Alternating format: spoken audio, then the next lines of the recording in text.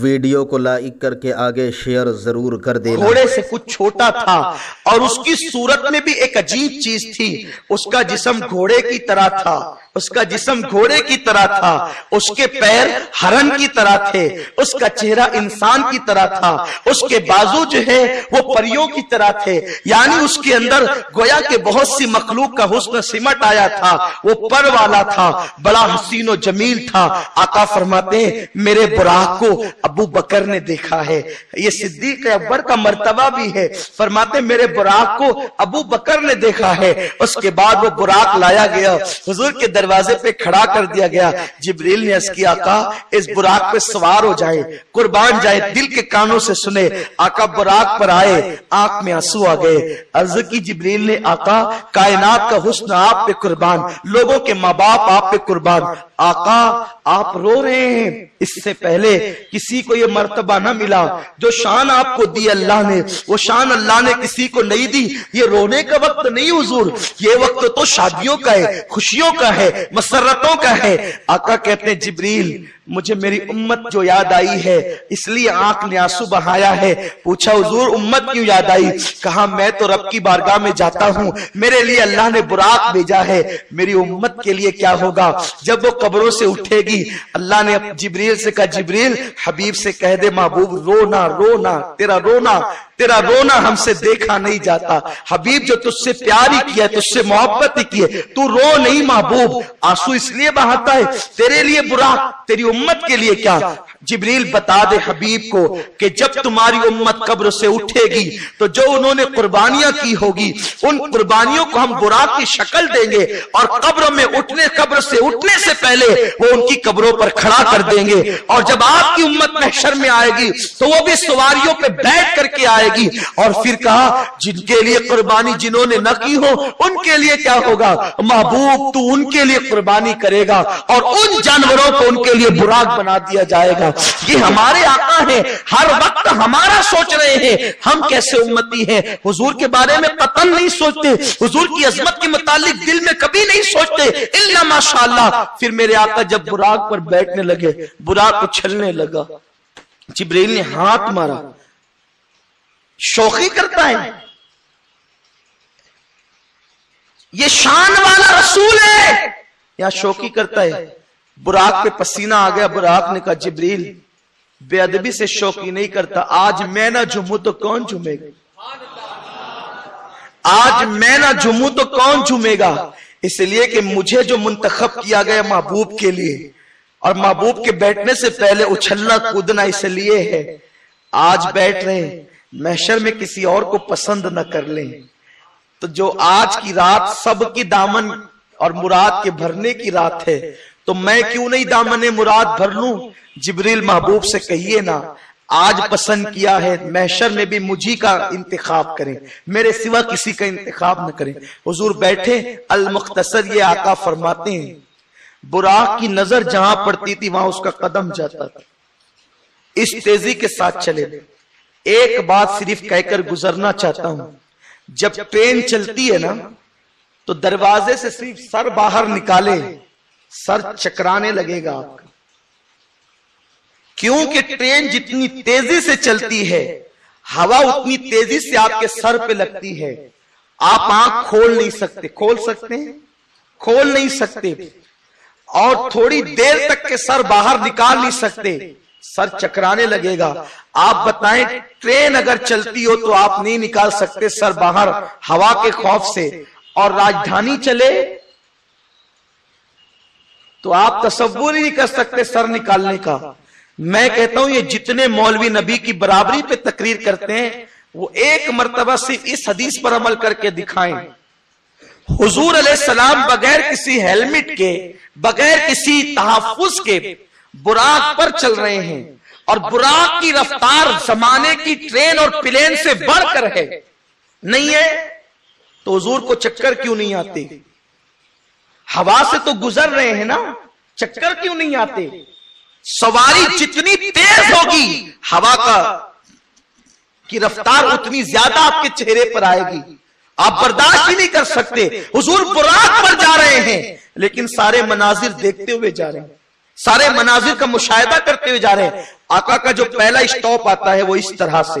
آقا کہتے ہیں کھجوروں کے باغات تھے. جبریل نے کہا رکیے, نیچے اتریے. ہم نیچے اترے. فرمایا 2 رکعت نماز پڑھی. میں نے 2 رکعت پڑھی. پوچھا جبریل کیا ہے؟ عرض کی حضور اس کا نام یثرب ہے. جب آپ آئیں گے تو یہ مدینہ ہوگا. آپ کا مزار یہی بننا ہے, آپ یہی آنے والے ہیں. اب یہاں پر جنہیں نہیں ماننا ہے وہ پہلے تو معراج ہی نہیں مانتے, اور اگر مان بھی لیں, یہ سیاستہ کی روایتیں پڑھ رہا ہوں, مان بھی لیں تو کہتے ہیں دیکھو بار بار یہ جبریل سے پوچھتے ہیں. نادان, یہی تو بات ہے, یہی تو بات ہے. جبریل سے نہ پوچھتے تو تجھے پتا چلتا, پھر میں بیان کرنے آتا. اگر جبریل سے نہ پوچھتے تو میں کہہ سکتا تھا, آپ کہہ سکتے تھے وہ کیا ہے. ہاں مجھے معلوم ہے, چلو نماز پڑھ لی, نکل گئے. آپ کو معلوم ہے, جبریل کو معلوم ہے, امت کو کب پتا چلے گا؟ تو آقا پوچھ رہے ہیں بار بار جبریل کیا بتا. جبریل بیان کر رہے ہیں اور پھر وہ روایتیں بنتی جا رہی ہیں. اور پھر آقا گئے نا تو حضور کا جو سفر تھا, اللہ فرماتا ہے اسرا, ہم نے سیر کرائی. اللہ فرماتا ہے ہم نے کرائی. کیا لطف آ رہا ہوگا اس سفر میں, جس میں آنے جانے سے پاک خدا بھی ساتھ ساتھ ہوگا. ہم نے سیر کرائی, ہم نے سیر کرائی. اور جبریل تو بہانہ ہے, جس نے بنایا کائنات کو وہ بتا رہا ہے یہ ہے, یہ ہے, یہ ہے, یہ شان. سیر کرائی. حضور یہ مدینہ ہو جائے گا آپ کے آنے پہ. وہاں سے نکلے, وہاں سے نکلے. پھر کہا حضور یہاں رکیے, یہاں بھی نماز پڑھیے. آقا نے وہاں نماز پڑھی 2 رکعت. پوچھا یہ کیا ہے؟ آقا یہ طور سینہ ہے, یہی موسیٰ نے کہا تھا تجھے دیکھنا چاہتا ہوں. نماز پڑھی, یہی عبادت کی تھی 40 دن تک. پتا چلا جہاں محبوبان خدا عبادت کر چکے, توجہ یہ حدیث صحیح ہے, جہاں محبوبان خدا عبادت کر کے جا چکے, وہاں مزار نہیں ہے, عبادت گاہ ہے. وہاں جا کر برکت کے لیے نماز پڑھنا اور دعا کرنا یہ حضور علیہ السلام کی سنت ہے. حضور طور سینہ گئے نا, اور نماز پڑھی. پھر اور آگے بڑھے. اب ہم بھی آگے بڑھے تیزی کے ساتھ, اور آگے بڑھے. حضور یہاں رکیے, یہاں بھی 2 رکعت پڑھیے. جبریل یہ کیا ہے؟ کہا یہ بیت اللہ ہے. یہ کیا ہے؟ کہا یہ حضرت عیسیٰ کی ولادت گاہ. یہاں عیسیٰ کی مولود کی جگہ ہے, میلاد کی جگہ ہے, ولادت گاہ ہے, پیدائش کا مقام ہے. اللہ اکبر. اب مجھے بتائیں کہ حدیث کے نام پر حدیث کا قتل عام کرنے والوں کو ہوش کب آئے گا؟ معراج کی شب اللہ نے حضور علیہ السلام کو ولادت گاہ عیسیٰ پر نماز پڑھنے کا حکم دیا, اور جبریل کے ذریعے سے فرمایا کہ محبوب سے یہاں نماز پڑھوانا. اب مجھے بتاؤ, ارے جب عیسیٰ کی پیدائش گاہ پر امام الانبیاء کو لے جایا جاتا ہے, اگر ہم مولود النبی پہ چلے جائیں تو یہ بدعت کی کون سی بات ہے؟ جب عیسیٰ کی ولادت گاہ پہ جا کے نماز پڑھی جا سکتی ہے تو مصطفیٰ پیارے کی ولادت گاہ پہ نہیں جایا جا سکتا؟ حضور نے وہاں بھی نماز. پھر آگے بڑھے, ایک بڑھیا دکھائی دی. اس نے کہا ادھر آئیے, ادھر آئیے. حضور نے توجہ نہیں کی. جبریل نے کہا حضور نہیں دیکھنا اس کی طرف. پھر ایک آگ لے کر کھڑا تھا, کہا حضور ادھر آئیے. جبریل نے کہا ادھر نہیں دیکھنا. پھر اور آگے بڑھے, ایک نے کہا ادھر آئیے, اور آگے بڑھے, ایک نے کہا ادھر آئیے. چلتے چلتے بیت المقدس پہنچے. آقا آپ نے اچھا کی, آپ نے ان کی طرف نہیں دیکھا. وہ جو بڑھیا تھی نا وہ دنیا تھی. بڑھاپے کے بعد اب جتنی عمر بچتی ہے نا, بس اتنی اب دنیا کی زندگی بچی. اس لیے ہمیں بھی سوچنا چاہیے کہ اب دنیا بوڑھی ہو چکی ہے, اس بڑھیا سے دل نہ لگاؤ. بڑھیا سے دل نہیں لگایا جاتا. اور آج ہم دیکھ رہے ہیں کہ پوری کائنات جو ہے اسی بڑھیا کے پیچھے پڑی. اس بڑھیا میں ہے بھی کیا؟ لوٹنے والوں نے تو اس کا سارا شباب لوٹ لیا ہے. فرعون نے لوٹا, حامان نے لوٹا, نمرود نے لوٹا, سب نے لوٹا. اب آپ کا اس کے پیچھے پڑے ہیں. اس کی چند دن کی زندگی بچی ہے. اب آپ اپنی زندگی کو اس کے پیچھے برباد نہ کریں. اگر آپ کو زندگی زندگی کا استعمال کرنا ہے تو شباب مصطفیٰ کے قدموں میں اپنی زندگی کو گزار دیں. اس بڑھیا کے پیچھے وقت برباد نہ کرے. کہ وہ بڑھیا تھی, اس کی زندگی ختم ہونے والی. کہ وہ جو آگ تھا نا وہ مجوسی تھی. اگر آپ اس کی طرف متوجہ ہوتے آپ کی پوری امت مجوسی ہو جاتی. وہ دوسرا جو تھا وہ عیسائی تھا, آپ اس کی طرف متوجہ ہوتے آپ کی امت عیسائی ہو جاتی. وہ دوسرا جو تھا, وہ تیسرا جو تھا وہ یہودی تھا, آپ اس کی طرف متوجہ ہوتے آپ کی امت یہودی ہو جاتی. لیکن یہ تو مصطفیٰ کریم ہے نا, انہیں تو اپنی امت کے ایمان کا خیال. پہنچے بیت المقدس, براق جبریل نے انگلی ایک پتھر پہ رکھی تو سوراخ بن گیا, براق باندھا, اندر داخل ہوئے. آقا کہتے ہیں پہلے سے سارے انبیاء میرے استقبال کے لیے کھڑے تھے, سارے انبیاء کھڑے. اعلیٰ حضرت کہتے ہیں امام اہل سنت, نماز اقصا میں تھا یہی سر, بیاں ہمانی یہ اول آخر ہے, دست بستہ وہ پیچھے حاضر, جو سلطنت آگے کر گئے تھے. کہتے ہیں جبریل نے اذان پڑھی, اذان دی جبریل نے, اور انتظار تھا امامت کون کرے گا. آقا فرماتے جبریل نے میرا بازو پکڑا, مصلی پہ کھڑا ہوا, کھڑا کیا, اور سب نے میرے پیچھے نماز پڑھی. انبیاء نے خطبے دیے, حضور نے بھی خطبہ دیا. اس کے لیے وقت نہیں, کس کوئی محفل ہم ایسی منعقد کریں گے جس کا عنوان یہ رکھیں گے خطبات انبیاء اور امام الانبیاء. انشاءاللہ وہ سارے خطبے ہم آپ کو پڑھ کے سنائیں گے جو کتابوں کے اندر موجود ہے. وہ بھی ایک الگ اور دلچسپ عنوان ہے, بہت لطف آتا ہے اس کو پڑھنے اور سننے کے بعد. کبھی انشاءاللہ وہ عنوان ہم لیں گے, آپ ہمیں یاد دلائیے گا انشاءاللہ, پھر اس کے لیے خاص نشست منعقد کریں گے, ورنہ ہم اپنے عنوان کی طرف نہیں آ سکیں گے. آقا علیہ السلام جب نکلے, دیکھیے جب مہمان آتا ہے نا, اب توجہ فرمائیں, کیا اہتمام ہے, کیا اہتمام ہے, کیا اہتمام کیا ہے, خدا نے اہتمام کیا ہے. آج خاص میزبان اللہ ہے, اللہ میزبان ہے, اور مہمان خاص ہے حضور علیہ السلام. میزبانی خدا کی, مہمانی مصطفیٰ کی. اللہ اکبر. کوئی ہے ایسا, کوئی مثل مصطفیٰ کا تھا نہ ہے نہ ہوگا. سرکار آپ جیسا کوئی تھا نہ ہے نہ ہوگا. حضور نماز پڑھا کے نکلے ہیں, انتظام ہے کھانے پینے کا. آقا کہتے ہیں 3 پیالے ہیں, شہد, شراب, دودھ. جبریل نے کہا حضور جو پسند ہو وہ لے لیں, جو پسند ہو وہ پی لیں. ایک حدیث میں شہد کا ذکر نہیں بلکہ پانی کا ذکر ہے, پانی, شراب اور دودھ. ایک میں شہد, شراب اور دودھ. زیادہ روایت معتبر یہ ہے پانی, شراب اور دودھ. آقا فرماتے ہیں میں نے پانی بھی چھوڑا, شراب بھی چھوڑا, دودھ اٹھایا, اور دودھ اٹھا کر میں نے پیا. پینے کے بعد جبریل نے کہا حضور آپ نے فطرت کو پا لیا. آقا اگر آپ پانی پیتے تو آپ کی ساری امت کو ڈبا کر ہلاک کر دیا جاتا. اگر آپ شراب پیتے تو آپ کی پوری امت گمراہ کر دی جاتی. آپ نے فطرت کو پا لیا ہے, فطرت آپ نے پائی ہے. اللہ اکبر. آپ غور کریں, حضرت جبریل کا فرمان بتا رہا ہے کہ یہ پوری امت کبھی بھی گمراہ نہیں ہو سکتی. یہ جو بات کہی جاتی ہے امت گمراہ ہو گئی, پوری امت گمراہ نہیں ہو سکتی. چند بگڑ سکتے ہیں, چند فرقے جہنم کی طرف جا سکتے ہیں, پوری امت گمراہ نہیں ہو سکتی. لیکن حضور نے جو دودھ پیا نا, وہ دودھ پی کر کے آقا نے تھوڑا سا بچا دیا. کیوں بچایا یہ تو آقا ہی جانے. جیسے ہی بچا کے گلاس تشت میں رکھا, وہ تشت ہی غائب ہو گیا. جبریل نے کہا آقا اگر پورا پی لیتے نا پوری امت جنت میں جاتی.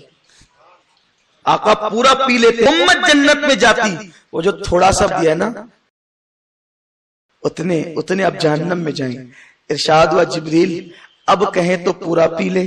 کہ حضور جو ہونا تھا وہ ہو گیا, جو لکھا تھا وہ ہو گیا. اس سے پتا بھی چلا نا کہ معراج کے ماننے والے جنت میں جائیں گے, کچھ نہ ماننے والے بھی تو ہوں گے, کچھ انکار کرنے والے بھی تو ہوں گے. اس کے بعد آقا کہتے ہیں اب ہم آسمانوں پر چلے, ہم آسمانوں پر چلے. پہلے آسمان پہ پہنچا, ابا جان حضرت آدم سے ملاقات ہوئی. لیکن جب آسمانوں پر گئے ایک عجیب منظر تھا, ذرا اس کا بھی لطف لے لیں. حدیث کے الفاظ ہیں, بخاری شریف کی حدیث ہے. آقا فرماتے ہیں جب میں جبریل کے ساتھ گیا, میرا ہاتھ جبریل نے پکڑا تھا. مفہوم حدیث, جبریل نے میرا ہاتھ پکڑا تھا, جبریل نے دستک دی, دروازے پہ دستک دی، اندر سے آواز آئی کون ہو؟ کہا میں جبریل ہوں۔ کہا تمہارے ساتھ کوئی ہے؟ ہاں میرے ساتھ آقا محمد صلی اللہ علیہ وسلم۔ کہا وہ آئے ہیں کہ بلائے گئے؟ کہا بلائے گئے۔ دروازہ کھول دیا گیا۔ جبریل بار بار آتے جاتے ہیں، کبھی دستک نہیں دیتے، دروازے کھلے رہتے ہیں۔ آسمان پہ ایک دروازہ نہیں ہے، کروڑوں دروازے ہیں، لیکن آج دروازہ دستک دے رہے ہیں۔ اور دستک دے کر آپ مجھے بتائیں، آسمان پہ کیا کوئی جا کر کے کوئی بادشاہ دستک دے سکتا ہے؟ کوئی ڈاکٹر دستک دے سکتا ہے؟ کون دستک دے سکتا ہے؟ ہمت ہے کسی کی؟ دستک دینے والا کوئی پاورفل ہی تو ہے۔ اچھا پھر کہنے والا کہہ رہے میں جبریل ہوں، اندر سے آواز آ رہی ہے کوئی اور بھی ہے؟ ارے جو دروازے پہ کھڑا ہے وہ فرشتہ ہی تو ہے، اور فرشتہ کون ہے؟ وہ جبریل کا مقتدی ہے، وہ جبریل کا خادم ہے، کیونکہ جبریل سارے فرشتوں کا سردار ہے۔ لیکن اپنے سردار کا نام سن کر بھی فرشتہ دروازہ نہیں کھولتا۔ دوسرا سوال کرتا ہے کوئی اور ہے؟ کہاں آقا محمد ہے۔ تیسرا سوال کرتا ہے آئے ہیں کہ لائے گئے ہیں؟ کہا وہ لائے گئے ہیں، بلایا ان کو، بلایا گیا ہے، تب دروازہ کھلتا ہے۔ آسمان میں کروڑوں دروازے ہیں، لیکن ایک دروازہ اللہ نے آسمان میں صرف مصطفیٰ جان رحمت کے لیے پیدا کیا۔ حبیب تجھے آسمان پر بلاؤں گا، لیکن ان دروازوں سے نہیں بلاؤں گا جس سے فرشتے آتے جاتے ہیں۔ اگر ان دروازوں سے بلایا تو لوگ کہیں گے محمد فرشتوں کے برابر ہے، تو اس دروازے سے تجھے بلاؤں گا جس دروازے سے کبھی کسی کو نہیں بلایا ہے۔ تیرے لیے الگ دروازہ ہوگا، الگ گیٹ ہوگا، مخصوص مہمان کے لیے مخصوص دروازہ، جس سے جبریل بھی نہیں آ سکے گا۔ سردار کے لیے بھی دروازہ نہیں کھلا، حضور گئے، ایک ہی مرتبہ کھلا وہ، اور ایک ہی مرتبہ بند ہوا۔ اس کے بعد اب نہ کوئی آ سکتا ہے کوئی جا، سب کے لیے الگ الگ دروازے۔ یہ جسمانی معراج ہے۔ آج کل یہ بھی شکوک پیدا کیے جاتے ہیں۔ میں نے جمعہ کی نماز میں اس پر بہت تفصیلی گفتگو کی کہ لوگ کہتے ہیں وہ تو خواب تھا۔ کتنے افسوس کی بات ہے، اگر آج بھی کوئی شرابی کبابی بے نمازی کہنا میں نے خواب میں دیکھا عرش، آپ انکار کریں گے؟ نہیں کر سکتے انکار۔ کیوں نہیں کر سکتے؟ خواب کسی کو کچھ بھی نظر آ سکتا ہے، بولو ہے نا یہی تو اگر یہ حضور کو خواب دکھایا جا رہا ہے تو پھر اس میں اتنا اہتمام کیوں ہے؟ قرآن میں بیان کیا جا رہا ہے، حدیثوں میں تذکرہ آ رہا ہے۔ اور ایک بات عرض کرنا یہ ہے کہ حضور جب معراج سے آئے، کفار مکہ نے ہنگامہ کیا، تو ان کا ہنگامہ ہی اس بات کی ضمانت دیتا ہے کہ یہ خواب نہیں ہے، یہ بیداری کی بات ہے۔ اگر یہ خواب ہوتا تو مکہ والے اتنا ہنگامہ کیوں کرتے؟ خواب پر کوئی ہنگامے نہیں ہوتے، خواب تو کوئی بھی دیکھ سکتا ہے۔ اس کی تفصیل پوری ہم نے جمعہ کی نماز میں بیان کر دی ہے، آپ کو سننا ہے تو آپ وہ بیان لے کے سن سکتے ہیں کہ یہ خواب نہیں تھا، بیداری کا واقعہ تھا۔ عالم بیداری میں 34 مرتبہ حضور کو معراج ہوئی، 34 مرتبہ، ایک مرتبہ جسم اور روح کے ساتھ ہوئی، اور باقی حضور علیہ السلام کو خواب میں معراج ہوئی۔ خواب میں بھی ہوئی، لیکن جس کا جشن ہم مناتے ہیں وہ عالم بیداری میں ہوئی۔ آقا کہتے ہیں ہم پہنچے پہلے آسمان پہ، حضرت آدم سے ملاقات، انہوں نے کہا اے صالح بیٹے اور صالح نبی تمہارا استقبال ہے۔ فرماتے میں دائیں طرف دیکھتے تو مسکراتے تھے اور بائیں طرف دیکھ کے روتے تھے۔ میں نے کہا بابا یہ کیا ہے؟ کہا یہ جو دائیں طرف والے جنتی ان کو دیکھتا ہوں تو مسکراتا ہوں، بائیں طرف والے جہنمی ان کو دیکھتا ہوں تو تکلیف ہوتی ہے۔ فرماتے دوسرے آسمان پہ پہنچے تو ہم نے دو خالہ زاد بھائیوں کو دیکھا، ایک جناب یحییٰ تھے، ایک جناب عیسیٰ تھے۔ دونوں سے ملاقات ہوئی، کہا عیسیٰ بڑے خوبصورت تھے، اتنی خوبصورت داڑھی تھی ایسا لگتا تھا کہ جیسے پانی کے قطرے ٹپک رہے، اور ان کی زلفیں تھی اس سے بھی ایسا لگتا تھا ابھی نہا کے نکلے، بڑے حسین ہیں حضرت عیسیٰ علیہ السلام۔ فرماتے ان سے ملاقات ہوئی، اس کے بعد تیسرے آسمان پہ پہنچے، جناب یوسف سے ملاقات ہوئی، چوتھے آسمان پہ پہنچے تو जनाब इदरीस से मुलाकात हुई, 5वें आसमान पे पहुंचे। जनाब हारून से मुलाकात हुई, 6ठे आसमान पे पहुंचे। जनाब मूसा से मुलाकात हुई, 7वें आसमान पे पहुंचे। हजरत इब्राहिम खलीलुल्लाह से मुलाकात हुई, वो बैतुल मामूर को टेक लगा के बैठे थे।